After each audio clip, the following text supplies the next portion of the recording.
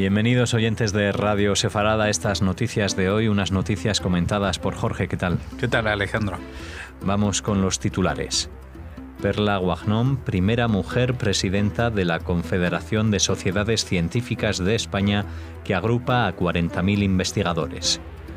Nuevos ataques nocturnos de Hamás y respuesta israelí, seguidos de una tensa calma. El cohete al centro de Israel fue disparado por orden de Irán. Condena de 6 meses de prisión condicional a un imán por incitar a matar a los judíos en una mezquita de Copenhague. El rey de España distinguido con el Premio Salom por el Congreso Judío Latinoamericano por la restitución de los derechos cívicos a los judíos descendientes de españoles. Estos son los titulares del día. En la segunda parte de estas noticias, como siempre, les hablaremos de la agenda cultural. Ahora lo hacemos de la física Perla Guagnón Benarrós, que acaba de ser elegida presidenta de la Confederación de Sociedades Científicas de España, que agrupa a 40.000 investigadores, según fuentes de la organización. Es la primera mujer que preside la entidad en sus 17 años de historia. Guagnón, originaria de la comunidad judía de Melilla, es física cuántica especialista en el estudio de nuevos materiales electrónicos para placas solares de alta eficiencia, catedrática de la Universidad Politécnica de Madrid y dirige el grupo de investigación de cálculos cuánticos en el Instituto de Energía Solar de esa universidad. Ha sido elegida por representantes de las 80 sociedades que forman parte de la Confederación, tomando el relevo del químico Nazario Martín. Su mandato de 4 años comenzará el 6 de junio, cuando se convertirá en una de las principales interlocutoras entre la comunidad científica y el gobierno que salga de las elecciones del próximo 28 de abril.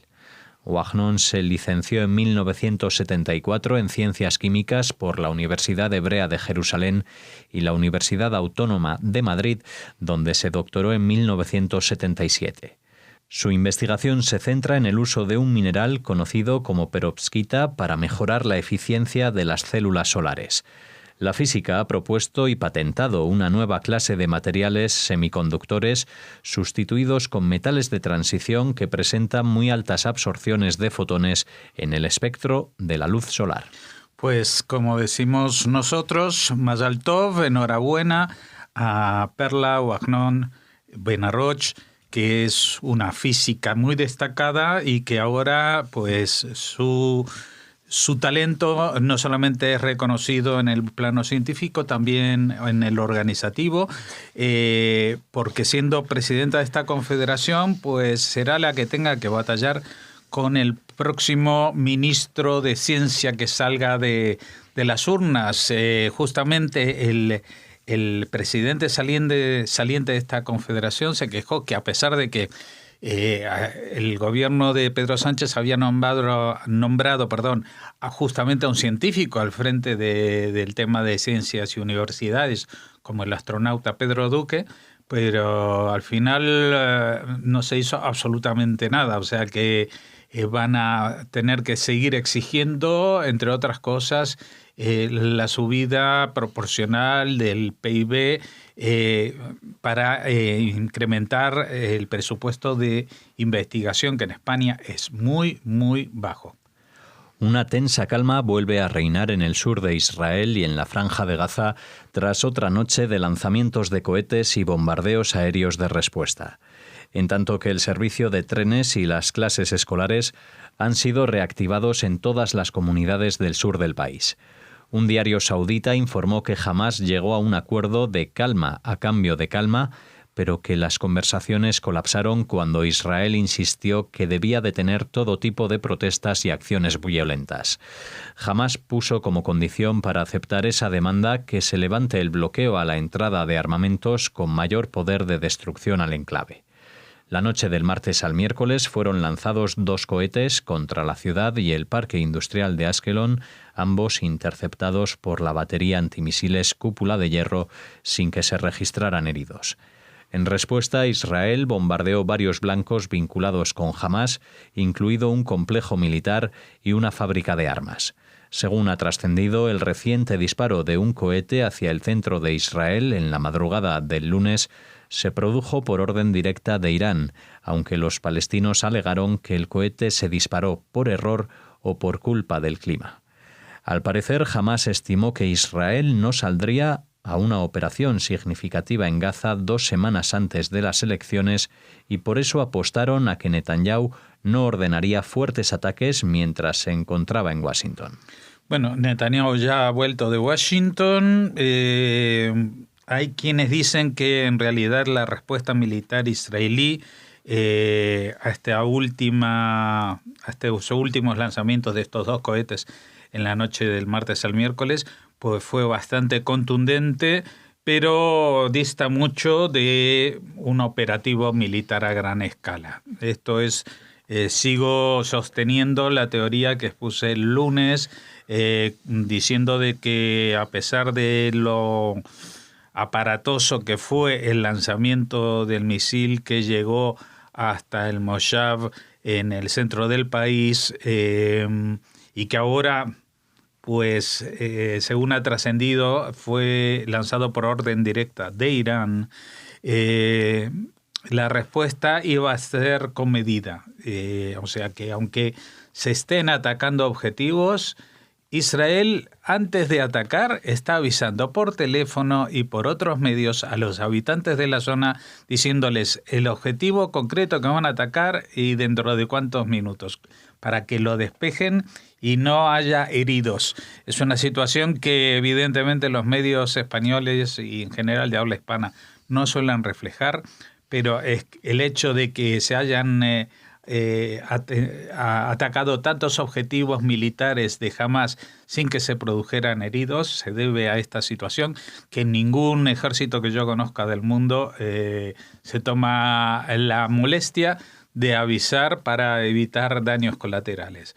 De todas maneras, esta calma tensa se puede romper del todo el sábado. ¿Y por qué el sábado? Porque bueno, los viernes ya sabemos que desde que empezaron las marchas el año pasado, el 30 de marzo, pues los viernes han sido los días elegidos para las mayores manifestaciones de violencia con lanzamiento de piedras, de globos incendiarios, de neumáticos encendidos e incluso de disparos contra las fuerzas israelíes, etcétera, etcétera. Pero este sábado, pues, que se cumple un año del inicio de esas marchas del retorno, es también el aniversario de algo que llaman el Día de la Tierra Palestina, y entonces dice Hamás que ha convocado una manifestación de 1 millón de personas,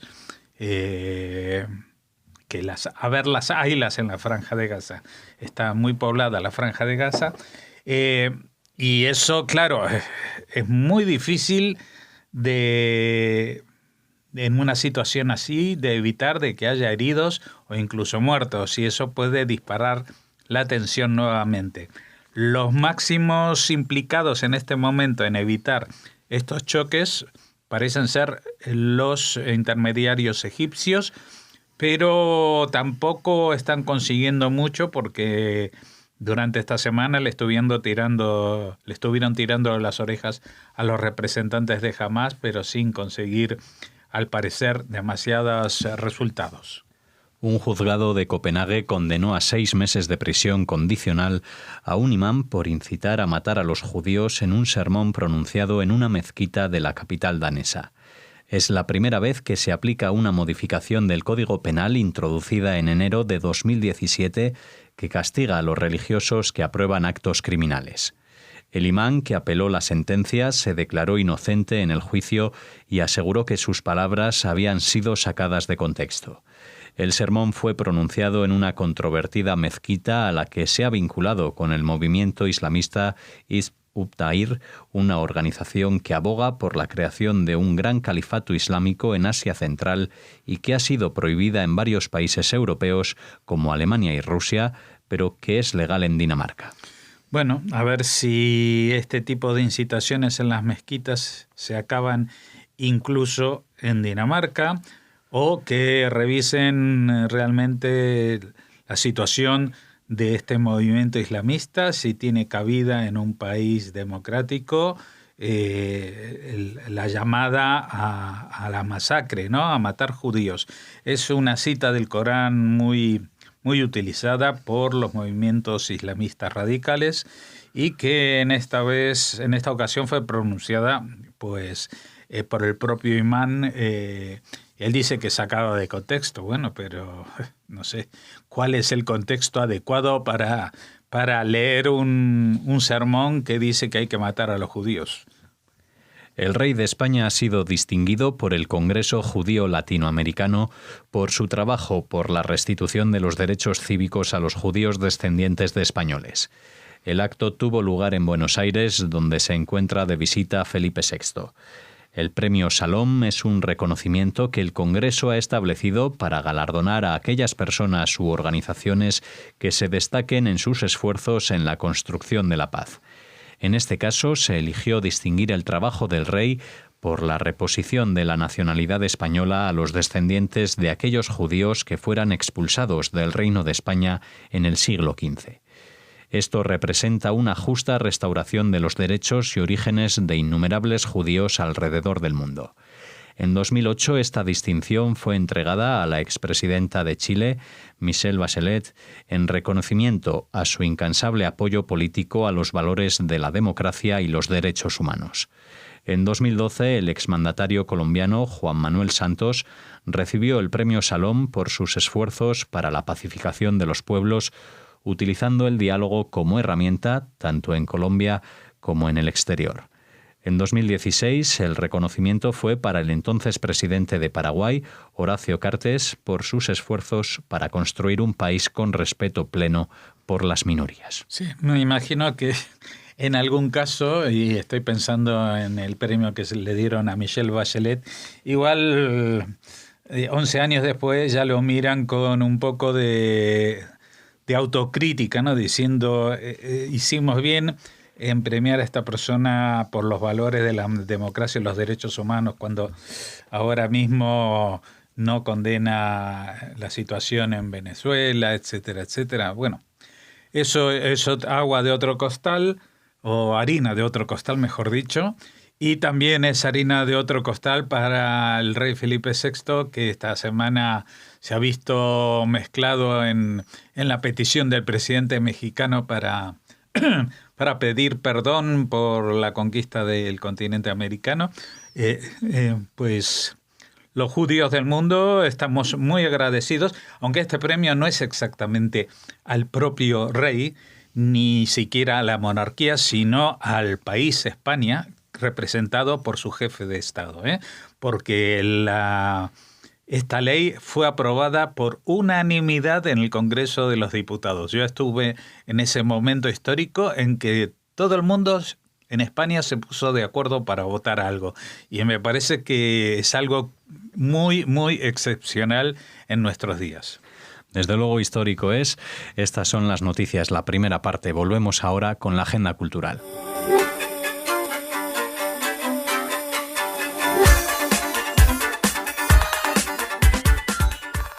Bueno, y aquí estamos en la agenda cultural. Alex, creo que tienes un par de noticias que comentar, ¿no? Comenzamos hablando de cine. En el Teatro El Albéitar de la ciudad de León, un ciclo dedicado, como decía, al cine actual de Israel ha comenzado. El martes se proyectó La muñeca de la boda del director Nitzan Giladi, la primera exploración que este documentalista israelí hace en el territorio de la ficción. El miércoles fue el turno de Al final del verano, dirigida en 2011 por Noah Aroni, un drama familiar que cuenta una historia que sucede en el verano del 78, un mes antes de los acuerdos de paz de Camp David. Bueno, felicitamos a los responsables del Teatro del Albéitar en León por haber organizado estas proyecciones y esperemos que se conviertan en algo normal y cíclico todos los años o cuando tengan una buena película israelí que mostrar. Bueno, pues esperemos que sea así. Hablaremos seguro en verano del de Segovia, que ya se repite, ¿no?, cada año, el Festival de Cine Israelí. Dejamos de lado el cine para hablar ahora de la Asociación Weizmann España, que organiza una mesa redonda con motivo del lanzamiento en España de la autobiografía de Chaim Weizmann, Prueba y Error, en la que intervendrán Yehuda Reinhardt y José Manuel Sánchez Ron en la Fundación Ramón Areces el próximo 9 de abril a las 7 de la tarde en la calle Vitruvio 5 de Madrid. El profesor José Manuel Sánchez Ron es historiador de la ciencia y académico de la Real Academia Española, mientras que Yehuda Reinhardt es historiador y presidente del Consejo Internacional del Instituto Weizmann de Ciencias y fue presidente de la Brandeis University entre 1994 y 2010, doctor honorario en 7 ocasiones, la Royal Historical Society y la American Academy of Arts and Science. Chaim Weizmann nació en 1874 en Bielorrusia. Fue químico, líder sionista y primer presidente del Estado de Israel. Durante la Primera Guerra Mundial dirigió los laboratorios del Almirantazgo, donde su mayor logro fue el hallazgo del proceso de producción biotecnológica de la acetona y otras sustancias químicas. En 1918 fue uno de los fundadores de la Universidad Hebrea de Jerusalén y en 1934 fundó el instituto científico que hoy lleva su nombre y donde reposan sus restos mortales. Sí, Chaim Weizmann es un personaje realmente fabuloso porque era un extranjero viviendo en Inglaterra, al que en un momento dado su prestigio científico era tan grande que le encargaron los laboratorios del Almirantazgo en la Primera Guerra Mundial para la producción de unas cuestiones químicas que eran fundamentales para ganar la guerra, como así sucedió. Dicen que también eso tuvo influencia en la decisión que luego tomó el Foreign Office, el Ministerio de Asuntos Exteriores de Su Majestad Británica, de apoyar la creación de un hogar para los judíos, un hogar nacional para los judíos en lo que luego sería el mandato para Palestina y del cual nacería Israel, país del cual en 1948, cuando fue declarado, pues se convirtió en primer jefe de Estado, fue el primer presidente del Estado de Israel, porque no era solamente una figura científica destacada, sino un líder sionista muy activo, especialmente en este periodo posterior a la Primera Guerra Mundial y hasta la creación del Estado, activo a nivel diplomático, fomentando contactos con todos los países que han sido determinantes y, por ejemplo, para la votación que tuvo lugar en noviembre del 47 apoyando el plan de partición que Naciones Unidas recomendó para la creación de un Estado judío y otro árabe. Pues así cerramos estas noticias de hoy, recordando la figura y el legado de Chaim Weizmann con esta mesa redonda que... 9 de abril, lo avisamos con tiempo para que la gente... A las 7 de la tarde. Sí, porque la gente tiene que prepararse y despejar ese día en su agenda para ir a oír no solamente la historia de Chaim Weizmann, sino a gente de la categoría del catedrático español Sánchez Ron, y especialmente el presidente del Consejo del Instituto Weizmann, Yehuda Reinhardt, que es un prodigio de la ciencia y que tiene un currículum que es increíble. Pues así cerramos estas noticias. Nosotros volveremos. Les esperamos también en la cita de las noticias con Radio Sefarad.